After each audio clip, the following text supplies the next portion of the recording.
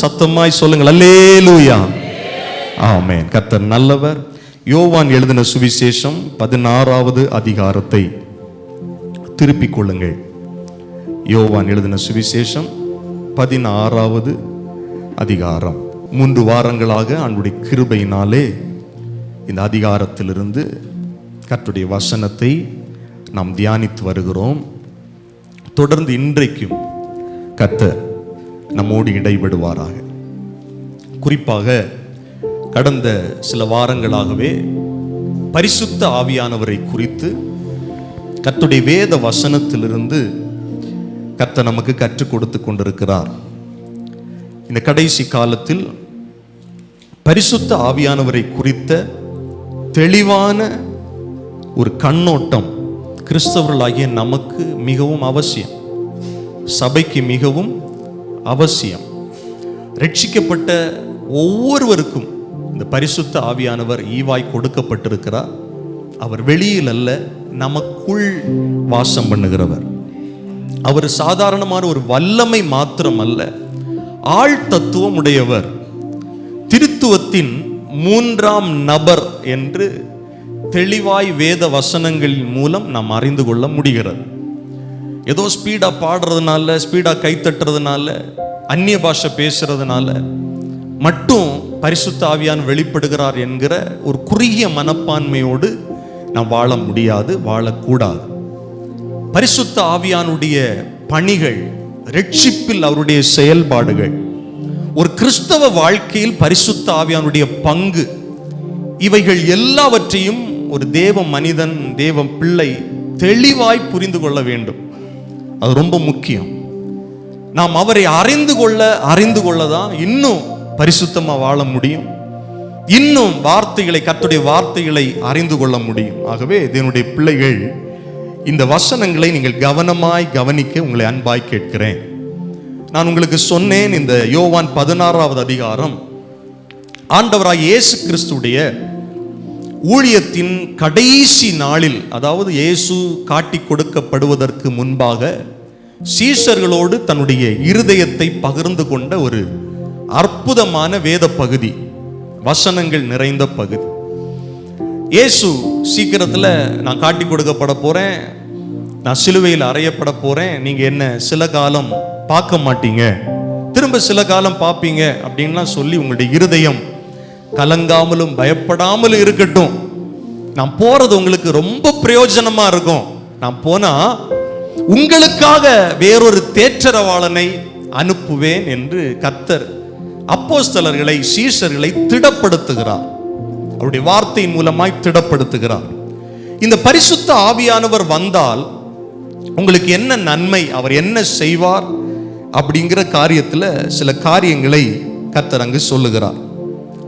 யோவான் 16வது அதிகாரம் அதனுடைய 7 முதல் 10வது வசனம் வரையிலும் ஒருவர் வாசிக்க கேட்போம். நான் உங்களுக்கு உண்மையை சொல்லுகிறேன், நான் போகிறது உங்களுக்கு பிரயோஜனமா இருக்கும். நான் போகாதிருந்தால் தேற்றரவாளன் உங்களிடத்தில் வரார். நான் போவேனே ஆகில் அவரை உங்களிடத்திற்கு அனுப்புவேன். அவர் வந்து பாவத்தை குறித்தும் நீதியை குறித்தும் நியாய தீர்ப்பை குறித்தும் உலகத்திற்கு கண்டித்து உணர்த்துவார். அவர்கள் என்னை விசுவாசியாதபடியினாலே பாவத்தை குறித்தும் நீங்கள் இனி என்னை காணாதபடிக்கு நான் என் பிதாவினிடத்திற்கு போகிறபடியால் நீதியை குறித்தும் இந்த உலகத்தின் அதிபதி நியாயம் தீர்க்கப்பட்டதினாலே நியாய தீர்ப்பை குறித்தும் கண்டித்து உணர்த்துவார். அல்லேலூயா. இதுல மிக முக்கியமாய் நாம் பார்க்க வேண்டிய ஒரு வார்த்தையை உங்களுக்கு நான் போதித்தேன். உணர்த்துவார், உணர்வடைய செய்வார். பரிசுத்த ஆவியானுடைய செயல்பாடு நம்மை உணர்வடைய செய்வது.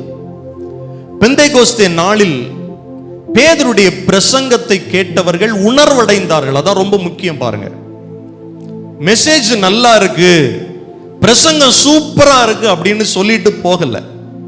அவருடைய இருதயம் குத்தப்பட்டது. அதுல மிக முக்கியமான பங்களிப்பு என்னன்னா பரிசுத்த ஆவியானுடைய பங்களிப்பு. உணர்த்தப்பட்டார்கள். நான் கடந்த வாரத்தில் இந்த வேத பகுதியை போதிக்கும் போது விசுவாசியாதவர்களுக்கு பாவத்தை குறித்து உணர்த்துவார் என்கிற அந்த வசனத்தை உங்களுக்கு போதித்தேன். இயேசுவை இன்றைக்கும் விசுவாசியாமல் அநேக ஜனங்கள் இருக்கிறார்கள், அநேக மக்கள் வெளியில் இருக்கிறார்கள். இன்றைக்கும் அவர்களுக்கு உணர்த்துதலை ஆங்காங்கே கர்த்தர் கொடுத்து கொண்டுதான் இருக்கிறார். ஒரு காலத்தில் நானும் நீங்களும் கூட இல்ல கர்த்தரை உண்மையாய் விசுவாசியாமல் இருந்தோம். ஆனால் ஒரு காலகட்டம் வந்தது போது உணர்வடைந்தோம். பாவத்தை குறித்து கண்டித்து உணர்த்துவார்கள். அந்த வசனத்தை ரொம்ப கவனமா கவனிங்க. பாவங்களை குறித்து கண்டித்து உணர்த்துவார் என்று சொல்லவில்லை. பாவங்கள், உலகத்தில் நிறைய பாவங்கள் இருக்கு. நான் உங்களுக்கு போதிக்கும் போது சொன்னேன், இந்த காலத்தில் இயேசு கிறிஸ்து இந்த பூமிக்கு வந்ததற்கு பிறகு அவரை விசுவாசியாதவர்கள் செய்கிற மிகப்பெரிய பாவம் என்றால் என்ன அப்படின்னு கேள்வி கேட்டா ஒன்னே ஒண்ணுதான், அவங்க இயேசுவை நம்பாதது, விசுவாசியாதது. இயேசுடைய பாடு மரணத்தையும், இயேசு எனக்காக மரித்தார், அவர் அடக்கம் பண்ணப்பட்டார், உயிரோடு எழும்பினார், மறுபடியும் மீண்டும் வருவார், அவரே உலக இரட்சகர் என்று நம்பாத ஒரு மனிதன் தான் நரக ஆக்கினைக்குள்ளாக போகிறான். அவன் செய்கிறது தான் மிகப்பெரிய பாவம். அந்த பாவத்தை குறித்து பரிசுத்த ஆவியானவர் விசுவாசியாதவர்களுக்கு உணர்த்துகிறார் என்பதை உங்களுக்கு போதித்தேன். அந்த சிலுவை கள்ளன் பாருங்க, கடைசி நேரத்தில் இயேசுவை நம்பினான். அவ்வளவு நாள் அவன் செய்த பாவங்கள் அவனை இயேசுவை நம்பினதுனால அவனுக்கு மன்னிக்கப்பட்டது. எத்தனை பேர் நான் சொல்றது புரியுது? ஆனா இன்றைக்கு இந்த உலகத்தில் எத்தனையோ பேர் நல்லவர்கள் இருக்கிறாங்க, நல்ல காரியங்களை செய்யறவங்க இருக்கிறாங்க, நல்ல தான தர்மங்கள் பண்றவங்க இருக்கிறாங்க. ஆனா அவங்க இயேசுவை ஏற்றுக்கொள்ளாம இருக்கிறதுனால இன்றைக்கும் நரகாக்கினையிலே இருக்கிறாங்க. அதற்காகத்தான் பாரத்தோடு ஜெபிக்கிறோம், அதற்காகத்தான் பாரத்தோடு இந்த சுவிசேஷத்தை அறிவிக்கிறோம். அப்போஸ்தலனாகிய பவுல் சொல்லும் போது சொல்றார், அது எங்கள் மேல் விழுந்த கடமை. ஏன்னா ஒரு மனுஷன் எல்லாவற்றையும் இந்த உலகத்தில் நல்லா செஞ்சுட்டு இயேசுவை நம்பலன்னா அவன் நித்திய ஜீவனை பெற்றுக்கொள்ளவே முடியாது. அந்த பாவத்தை குறித்து தான் பரிசுத்த ஆவியானவர் விசுவாசியாதவர்களுக்கு உணர்த்துகிறார், உணர்வடைய செய்கிறார். அல்லேலூயா. சரி, இன்றைக்கு மிக முக்கியமாக நமக்கு விசுவாசிக்கிறவர்களுக்கு இந்த பரிசுத்த ஆவியானவர் உணர்த்துகிற ஒரு காரியம். 9வது வசனத்தை 10வது வசனத்தை ஒரு முறை கூட வாசிக்க கேட்போம். நீங்கள் இனி என்னை காணாதபடிக்கு நான் என் பிதாவினிடத்திற்கு போகிறபடியினாலே நீதியை குறித்தும். அல்லேலூயா, அல்லேலூயா. நல்ல கவனிங்க, இந்த வசனத்தின் பின்னணி என்ன நமக்கு தெரியும். இயேசுவோடு ஊழியம் செய்தவர்கள், இயேசுவோடு நடந்தவர்கள், இயேசுடைய போதனைக்கு கீழ்ப்பட்டவர்கள், அவர்களிடத்துல இயேசு சொல்லுகிறார், அப்போஸ்தலர்களிடத்துல இயேசு சொல்லுகிறார், சீஷர்களிடத்துல சொல்றாரு, நீங்கள் இனி என்னை காணாதபடியினால், நான் பிதாவினிடத்துல போகிறபடியினால் உங்களுக்கு இந்த பரிசுத்த ஆவியானவர் எதை குறித்து உணர்த்துவார்னா நீதியை குறித்து உணர்த்துவார். ஆமென். இது சுயநீதி அல்ல, ஒரு மனிதன் சுயமாய் செய்கிற கிரியைகளை அல்ல, இயேசு கிறிஸ்துவின் மூலமாய் உண்டான நீதியை குறித்து இந்த பரிசுத்த ஆவியானவர் ஒவ்வொரு நாளும் உங்களுக்கு உணர்த்துவார் என்று இயேசு சொன்னார். கவனியுங்கள் எனக்கு அன்பான கர்த்தருடைய பிள்ளைகளே, வேத வசனம் சொல்லுகிறது ஒரு மனுஷனுடைய நீதி. நான் சொன்னேனே, பெரிய தான தர்மங்கள், இல்லைன்னா நல்ல காரியங்கள், மனுஷருக்கு மனுஷர் செய்கிற காரியங்கள், இவைகள் எல்லாம் தேவனுக்கு முன்பாக எப்படி இருக்கும் என்று நான் உங்களுக்கு காண்பிக்க விரும்புகிறேன். நாம நினைக்கணும், நான் நல்ல காரியம் செய்யறேன். வெளியில இருக்கிறவங்க சொல்றாங்க, நான் எந்த கெடுதலும் பண்ணல, எந்த மனுஷனுக்கும் கெடுதல் பண்ணல. அது ஒருவேளை மனிதனுக்கு முன்பாக தங்களை நீதிமான்களாக காண்பிக்க முடியும். ஆனால் தேவனுக்கு முன்பாக ஒரு மனிதன் நீதிமானாக ஆக வேண்டும் என்றால், தேவனுக்கு முன்பாக தேவ நீதியை பறைசாற்ற வேண்டும் என்றால், ஒரு மனிதனுடைய தான தர்மங்களோ ஒரு மனிதனுடைய நல்ல காரியமோ அவன் சுயமாய் சுயநீதியோ தேவனுக்கு முன்பாக செல்லுபடி ஆகாது. என் வார்த்தை நல்லா கவனிக்கணும். அவன் நல்ல காரியம் பண்ணக்கூடாதா? செய்யணும். பைபிள் அதுதான் போதிக்குது. நன்மை செய்யறதுல சோர்ந்து போகக்கூடாது. ஆனா தேவனுக்கு முன்பாக ஒரு மனுஷன் நீதிமானா நிக்கணும்னா இயேசு கிறிஸ்துவை தவிர எந்த ஒரு மனிதனும் தேவனிடத்திற்கு போகவே முடியாது. இயேசு தெளிவாய் சொன்னார், என் மூலமாய்த்தான் பிதாவினிடத்துக்கு வர முடியும். நானே வழியும் சத்தியமும் ஜீவனுமா இருக்கிற இந்த காரியத்தை பரிசுத்த ஆவியானவர் விசுவாசிக்கிற தேவனுடைய பிள்ளைகள் ஒவ்வொருவருக்கும் ஒவ்வொரு நாளும் உணர்த்தி கொண்டிருப்பார். அல்லேலூயா, அல்லேலூயா. சரி, சில வேத வசனங்களை உங்களுக்கு நான் காண்பிக்க விரும்புகிறேன். ஏசாயா 64வது அதிகாரம் 6வது வசனத்துல வாசிக்கும் போது, எங்களுடைய நீதிகள் எல்லாம் அழுக்கான கந்தை போல இருக்கிறது தேவனுக்கு முன்பாக. ஒரு மனுஷன் எவ்வளவுதான் நீதி செஞ்சாலும், எவ்வளவுதான் நேர்மையா இருந்தாலும், தேவனுக்கு முன்பாக அது ஒண்ணுமே இல்லை. மனுஷனுடைய பார்வையில் மனுஷனுக்கு முன்பாக அவன் தன்னை உத்தமன் என்று காண்பிக்க முடியும். ஆனால் தேவனுக்கு முன்பாக அது செல்லுபடியாகாமல் போகிறது. கவனிங்கள் எனக்கு அன்பான ஆண்டுடைய பிள்ளைகளே, இன்னும் ஒரு வேத வசனம் சொல்லுகிறது. யோபு 25:4 சொல்லுகிறது, இப்படி இருக்க மனுஷன் தேவனுக்கு முன்பாக நீதிமானா இருப்பது எப்படி? ஸ்திரீயினிடத்தில் பிறந்தவன் சுத்தமாய் இருப்பது எப்படி? நான் சொல்ற நீதி மனுஷர் சார்ந்து அல்ல, தேவனுக்கு முன்பாக. விசுவாசிக்கிற ஒவ்வொரு பிள்ளைகளும் இன்னைக்கு நம்ம சர்ச்சுக்கு வரோம், ஆண்டவர் ஆராதிக்கிறோம், கை உயர்த்தி பாடுறோம், கை தட்டி பாடுறோம், தேவ பிரசன்னத்தை உணர்றோம்.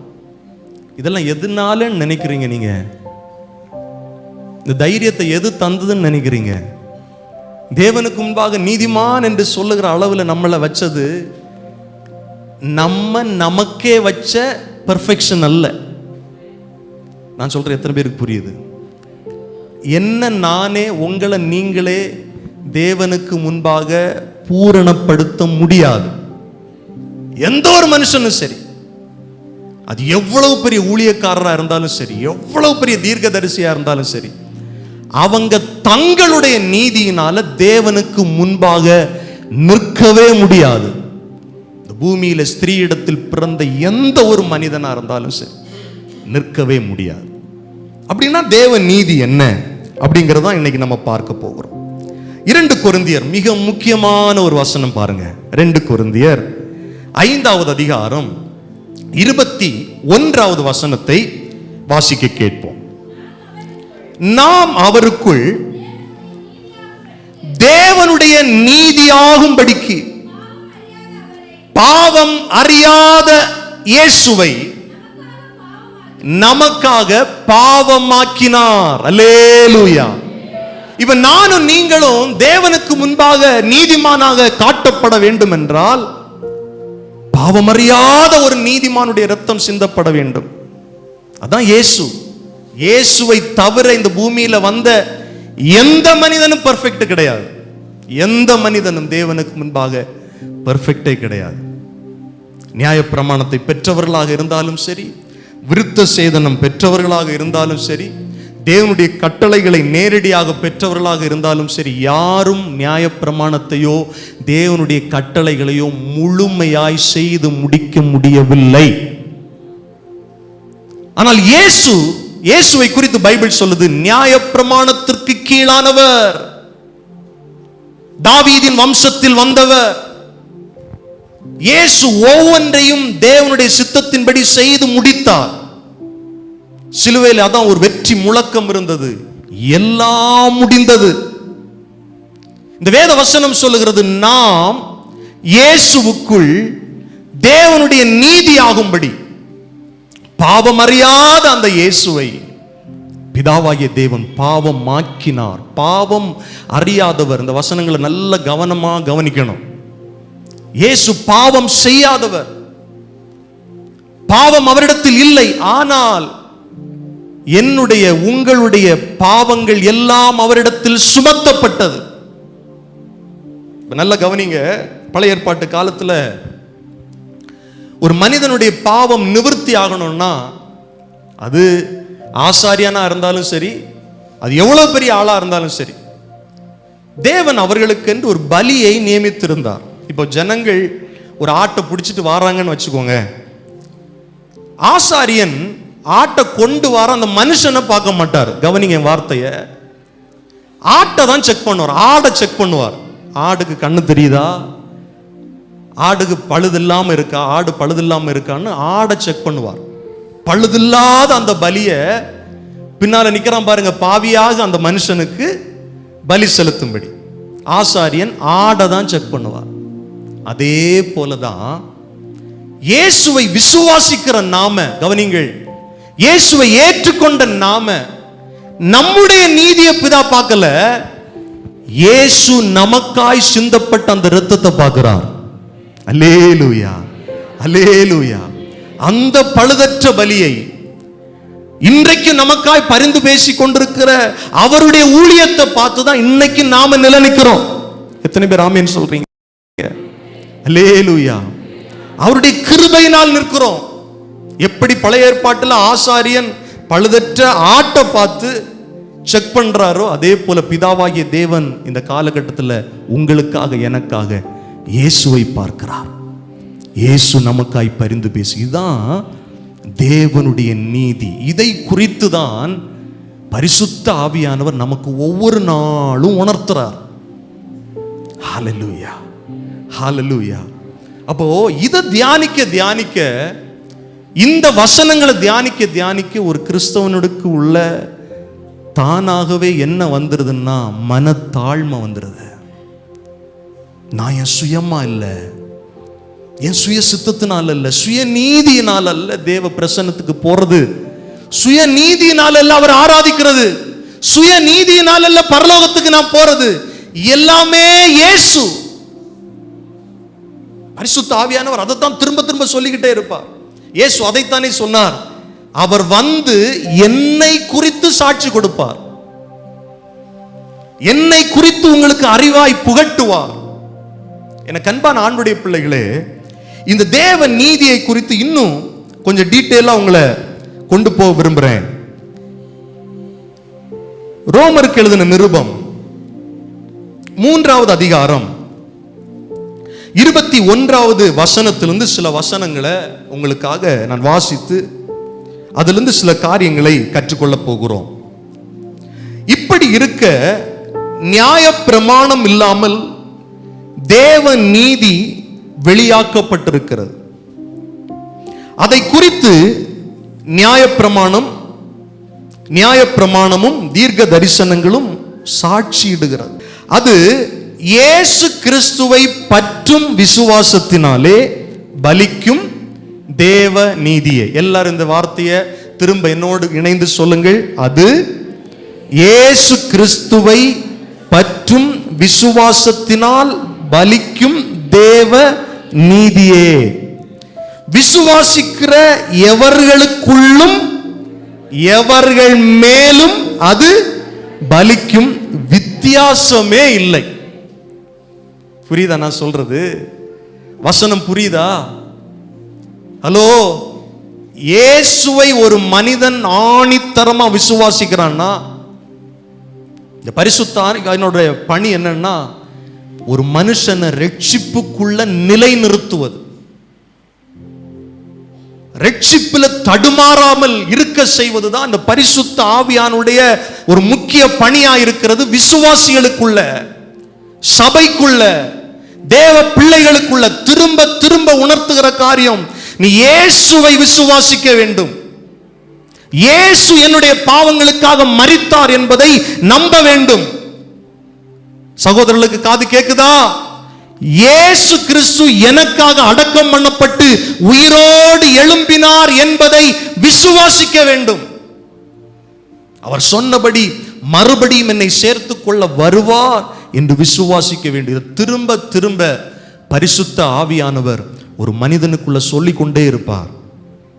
இப்படிதான் ஒரு மனிதன் ரட்சிக்கப்படுகிறான், இப்படிதான் அவன் தேவ நீதியாக மாற்றப்படுகிறான்.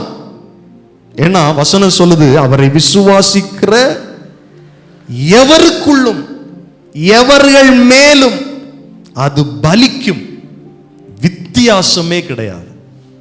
அல்லேலூயா. நான் விசுவாசத்தினால் உண்டாகிற தேவ நீதியை குறித்து பேசுகிறேன். பரிசுத்த ஆவியானவர் இந்த பகல் வேளையில் சபைக்கு என்ன சொல்றாருன்னா, உன் சுய நீதி எப்பொழுதுமே தேவனுக்கு முன்பாக அழுக்கும் கந்தையுமா இருக்கிறது. ஆனா நீ எப்பெல்லாம் தேவ பிரசன்னத்துக்கு முன்னால வரும்போது இந்த இயேசு கிறிஸ்துவுடைய ரட்சிப்பை ஆணித்தரமாய் நம்பி அதுல நம்பிக்கையோடு இருப்பியோ, அப்பதான் உனக்குடைய ஜெபங்கள் கூட தேவ சமூகத்தில் போய் சேரும். நல்ல கவனிங்க. அதான் திரும்ப திரும்ப நான் சொல்லிக்கிட்டே இருக்கிறேன். ஜெபத்தில் கூட நம்ம பெருமையை பேசவே முடியாது, கூடாது. நான் அதை செஞ்சேன், இதை செஞ்சேன், அப்படி செஞ்சேன், இவ்வளவு நாள் உபவாசம் பண்ணினேன், அவ்வளவு நாள் அந்த சர்ச்சுக்கு அதை கொடுத்தேன், இவ்வளவு தியாகம் பண்ணேன். இதெல்லாம் கர்த்தருடைய பார்வையில் ஒண்ணுமே கிடையாது. நல்ல கவனிங்க. செய்யணுமா? செய்யணும். ஆனா ஒரு மனிதனுடைய ஜெபம் கர்த்தருடைய சமூகத்தில் கேட்கப்படணும்னா தேவனுடைய கிருபையை, அதாவது இயேசு கிறிஸ்துவின் மூலமாய், ஆண்டவரே நான் பாவியா இருந்தேன், நான் அக்கிரமக்காரனா இருந்தேன், என் சிந்தையில் என் செயல்ல, ஆனா உங்க ரத்தம் என்ன கழுவி இருக்குது, என்னை நீதிமானாக மாற்றி இருக்கிறது. உங்க ரத்தத்தின் தைரியத்தில் தான் ஆண்டவரே இன்னைக்கு பிதாவாகிய தேவனே, அப்பா பிதாவே அப்படின்னு கூப்பிடுறேன். இந்த தாழ்மை ஒரு மனிதனுடைய ஜெபத்தில் இருந்ததுன்னா அதுதாங்க ரொம்ப பவர்ஃபுல்லான பிரேயரா இருக்கும். இன்னைக்கு நிறைய பேருடைய ஜெபங்கள் கேட்கப்படாததன் காரணம் என்னன்னா, ஜெபத்தில் சுயநீதியை பேசுறது. நான் எப்படி தெரியுமா, நான் அப்படி தெரியுமா, நான் அதை செஞ்சேன், இதை செஞ்சேன். ஒன்னும் கூரையை தாண்டாது. ஆனா தாழ்மையா, இயேசுவே என் மேல் கிருபையாயிரும், உம்முடைய நீதியை என் மேல நீங்க வச்சிருக்கிறதற்காய் ஸ்தோத்திரம். இப்படிப்பட்ட வார்த்தைகள் வாயிலிருந்து வருகிறவள் தான் உண்மையிலே சொல்லுவேன், அவர்கள் தேவனுடைய ஆவியினால் நடத்தப்படுகிறவர்கள். ஹல்லேலூயா, ஹல்லேலூயா. இன்னைக்கு ஆரம்பத்தில் ரட்சிக்கப்பட்ட தேவனுடைய பிள்ளைகள் தாழ்மையா இருப்பாங்க. ஆனால் போக போக இவங்களுடைய பிரேயர் டைம் இன்க்ரீஸ் ஆகும். ஆவிக்குரிய வாழ்க்கையில் கர்த்தர் சில ஆசீர்வாதங்களை கொடுப்பார். உடனே ஜெபத்தில் இயேசுவையே மறந்துடுறது இல்லைங்க. சரியான விதத்தில் கர்த்தருடைய ஆவியானவருக்கு இடம் கொடுங்க. கர்த்தர் உங்களை உணர்த்துவார். எனக்கு அன்பான ஆண்டவருடைய பிள்ளைகளை, தொடர்ந்து அந்த வேத வசனங்களை வாசிக்க போறோம். ஏன் என்று சொல்லப்பட்டிருக்கிற ரோமர் 3வது அதிகாரம் 23வது வசனத்தை வாசிங்க. எல்லாரும் பாவம் செய்து தேவ மகிமை அற்றவர்களானார்கள். எல்லாரும் பாவம் செஞ்சாங்க. அப்படின்னா அந்த பூமியில பிறந்த எல்லாரும் தேவனுடைய பார்வையில் எப்படி இருந்தார்கள்? பாவிகளா இருந்தார்கள். இந்த சத்தியத்தை புரிந்து கொள்ளுங்கள். தேவனுக்கு முன்பாக நோவா முதற்கொண்டு எல்லாரும் ஏதோ ஒரு விதத்தில் அவர்கள் பாவிகளாகத்தான் இருந்தாங்க. ஆதாமுக்கு பின் வந்தவர்கள் எல்லாரும் பாவிகளாகத்தான் இருந்தார்கள். தேவ மகிமை இழந்தார்கள். ஏதேனில் இழந்த அந்த மகிமை தொடர்ந்தது எல்லாருக்கும். அதான் இயேசு சொன்னார், இழந்து போனதை சொல்லுங்க சத்தமா, தேடவும் ரட்சிக்கவுமே மனுஷகுமாரன் வந்திருக்கிறார். நல்ல கவனிங்கள். இழந்து போன அந்த தேவ மகிமையை கொடுக்க இழந்து போன அந்த தேவ நீதியை கொடுக்க தான் இயேசு இந்த பூமியில வந்தார். இன்னைக்கு சிலர் சொல்லுவாங்க இல்லையா, எங்களுக்கு இயேசு தேவையே இல்லை. ஏன் பிரதர்? எங்களுக்கு தான் வீடு இருக்கு. ஏன் பிரதர்? நல்ல வேலை இருக்கு. ஏன் உங்களுக்கு இயேசு தேவையில்லை? அது நல்ல சொத்து இருக்கு, குடும்பம் இருக்கு. விசுவாசிகள் நல்லா கவனிங்க, இயேசு வீடு கட்டுறதுக்கும்